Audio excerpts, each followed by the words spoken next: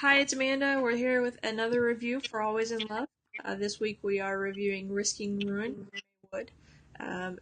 So I'll tell you a little bit about this book. It's about a couple of lawyers. One of them is a lawyer. She does kind of um, HR type law for a big corporation, and she gets this rash of sexual harassment uh, notifications or cases and things like that you start getting a couple every couple of years. That's normal, but she got nine within like 6 months, so there was something to kind of look at that. And then she noticed that one of them was actually the counsel for the company that she liaised with, so they had to get her removed, and she ends up working with this new counsel who ends up being closer to her age. They kind of hit it off, but they can't really be together because attorney client, they can't really work together if they do that. So Natasha will tell you a little bit about the main guy, the Trip, the love interest. So Trip, full disclosure is that he's one of my favorite alpha male characters this last year that I've read, and it's because he is genuine. He is wealthy. He's has everything handed to him, but once first you think how Marissa is a beautiful lawyer that's really really smart. These people are in their 30s. This is not a 20 set book. Like these people are actually 30. They're working. They actually, the whole book is about their working lifestyle, which is kind of cool because some books you don't really, they just go to work and they leave. And this one's kind of cool because they are actually working throughout the book in it. And Trip is, when she first meets him, he just thinks he's this right out of a J. Crew catalog. Like how he's dressed, he's just has the persona that he is. He's handsome and sexy, and so Marissa's trying to calm herself down, and she meets him. She kind of fumbles with her words. They have a really nice kind of a working lunch, and he wants more, and she's like, "You're a cocky, arrogant, just stuck on himself." And then she gets back to work. She's kind of mad at her assistant because her assistant did not find anything when she found out she's going to have a new counsel named Trip. And it's because his name is not Trip Brannon, it's his full name. And so they go through it, and she's kind of flustered because she wasn't expecting him to be so damn handsome. And the whole thing, as you read the book, you just get to see how he works. His friend Bert, who he co-owns this Pig and Barley, this kind of like a cool bar restaurant. And for me, I thought it was a real restaurant. I actually Googled it when I first read the book because I'm like, that's kind of cool. I want to go see what it looks like. It's not. It's just because the way that May describes this book, there's a lot of depth of the surroundings. Like you have, they're really big into sports, running, and they're big into their cycling, and then they're big into their beer and their food. And I'm all about food and alcohol, so it's a bonus for me. But what's also good is that you see how dedicated Trip is to his friends, and he sees something that's like a business, and he wants to go invest in it. And people would think, oh, it's just because he's rich and he's just going to pass it on. It's not. He actually truly does invest his stuff and his time into things that are good, and his family's important.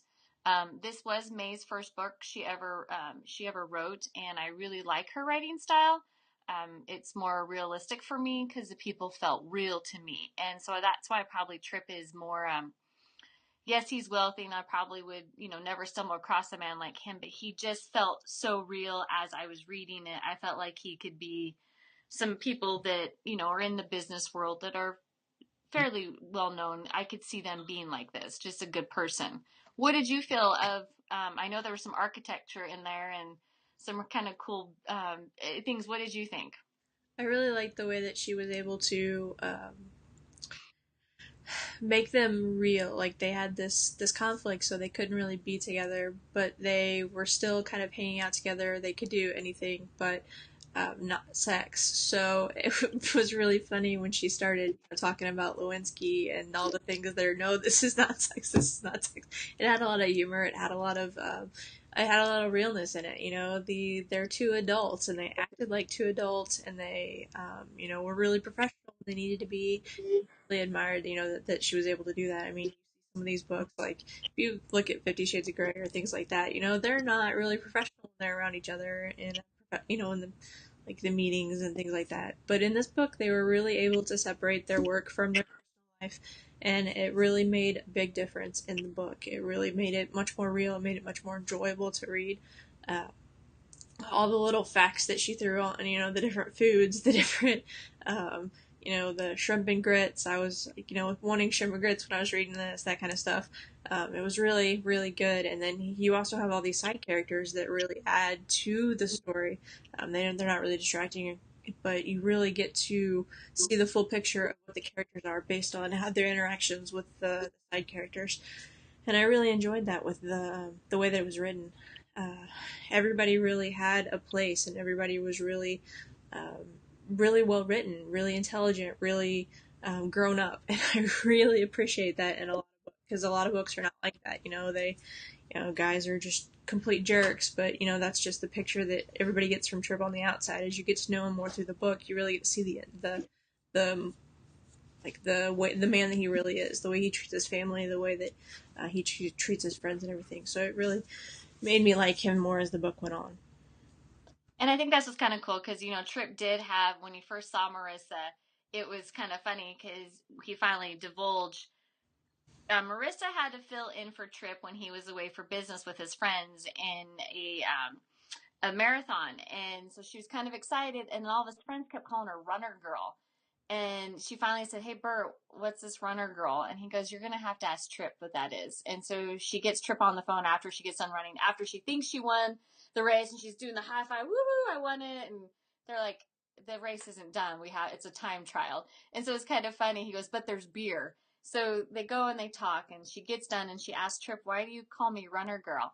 And for the last year, he has watched her run by his condo and wanted to know who this person that was just so confident in her running, and he wanted to know it. So on one of their dates, he goes, "Just wait right here," and he runs upstairs and goes onto his balcony, and he goes, "Runner Girl, would you go on a date with me?"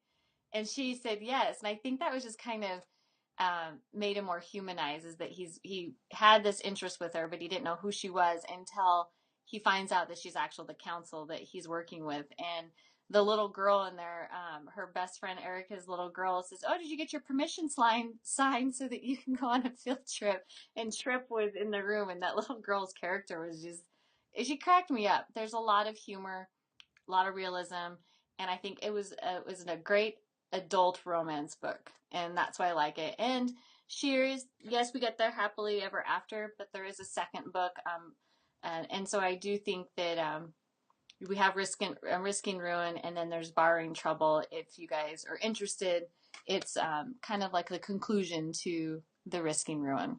Yeah, these characters were really great to read about. They were a lot of fun.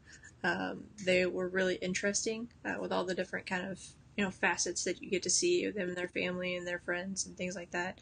The little kind of group that they get to get, and then she does get her permission slip signed. Trip's dad is actually the one that has to sign this waiver so they can date each other and be together. And he really puts Trip to the test there at the end of the book, which I really liked when he did that. So just to prove that she wasn't just another chick, that he didn't want to go through all this. So I really like that. And then I'm really interested in reading the second book to see how their story kind of progresses because, through this whole thing, they were kind of a couple, but they couldn't be out in public. They couldn't be a real couple. So I'm interested to see how the next book goes, where they're able to kind of be more of a couple and be out together. So hopefully you guys will read the next one and we get to review that shortly. And then we also have a surprise for you. We're going to have an interview with the author. Mae Wood will be joining us for an interview. So look forward to that. Um, and then we will be back with another review next week. Bye.